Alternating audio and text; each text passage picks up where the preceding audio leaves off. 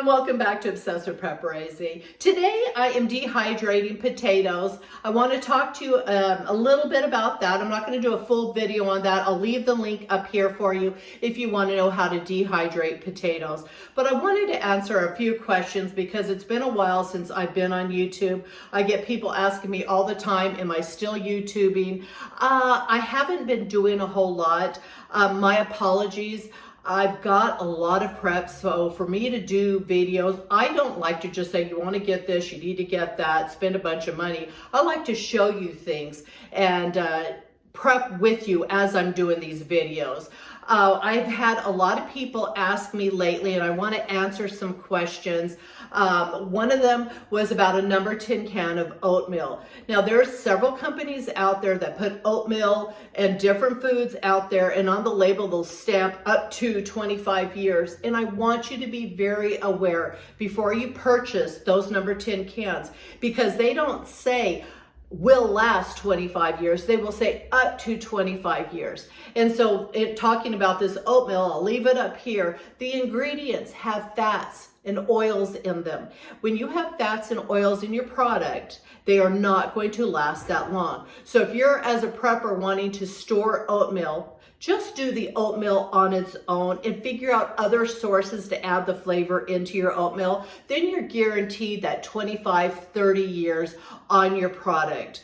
Unless you're just wanting to spend a lot of money, just do your homework on it. Look at your labels. Again, anything that says fats or oils, and I'll talk to you about this on my hash brown potatoes also and give you an idea. Now, I'm doing my hash brown potatoes. I wanted to show you, I do a lot of my own where I will slice them, parboil them, and I will dehydrate them. I've got some shredded potatoes here. You can do it that way. I'm not going to get into, you have to do Mylar, you've got to do glass jars. You're going to do whatever works for you. And if it's putting it in a plastic container that you've reused, that you used, purchased, and rinsed, that's up to you. Just as long as it's BPA, we don't want any chemicals leaching into our food.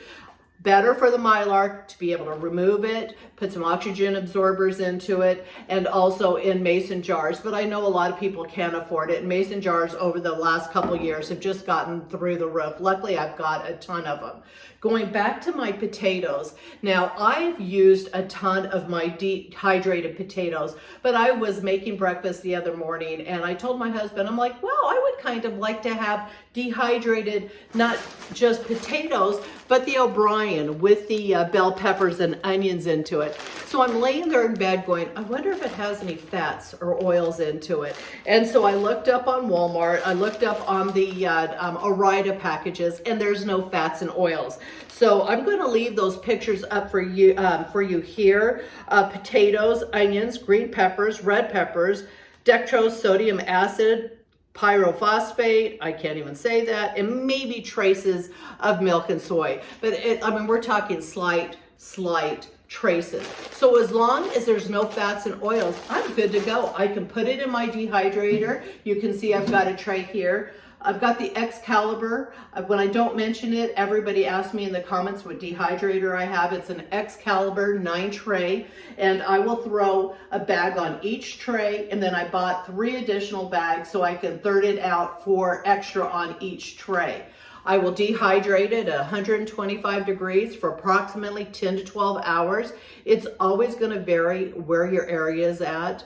I had a question from a gal that was on TikTok asking about the peas, and I've got those videos for you to watch if you want to know about it. And she's like, do I have to freeze dry them? Everybody that's on TikTok is telling me I have to freeze dry my vegetables. And I'm here to say, no, you don't. You do not have to spend that couple thousand. If you've got the money to purchase a freeze dryer, by all means, get it. They're amazing. But if all you can afford is a square Excalibur or the Nesco round trays, then do that. She had mentioned in her, I'll leave it up here, she had mentioned that her oven dehydrates. And I'm like, absolutely, dehydrate your peas. I use them all the time.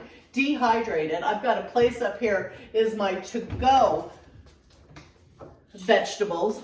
And these are my dehydrated peas. I will put them in water. I will let them sit hot. Sometimes when I want to hurry the process, I'll put them in water, throw them in the microwave, and I will keep running it. It'll take about 8 to 10 minutes, especially on peas because they're a little hard.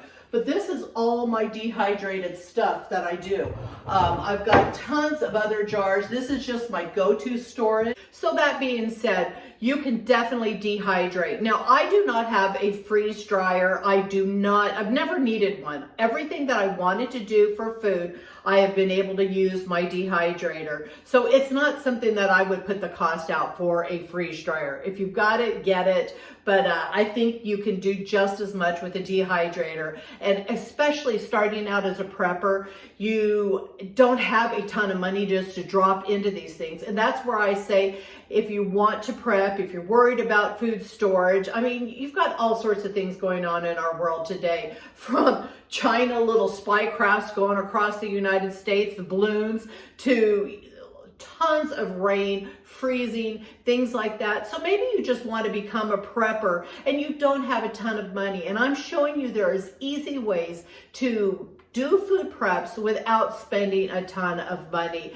Now, I've also done a couple pictures that I'll leave up here. 4 bags of the 4 bags of the frozen potatoes fits into my large bowl. If you watch to the end and want to see what 4 bags go down to in that bowl, I will have that at the very end for you once this is dehydrated. You will be surprised how much space that you do not take up. Shelf stable, you don't have to worry about it. All you've got to do is put some hot water on them and let them rehydrate, and then get rid of the water and throw them in your frying pan, cook them up, or for a casserole. Super easy to do. I'm going to leave it there. I hope you enjoyed this video. Remember to keep watching to the end for my finished product.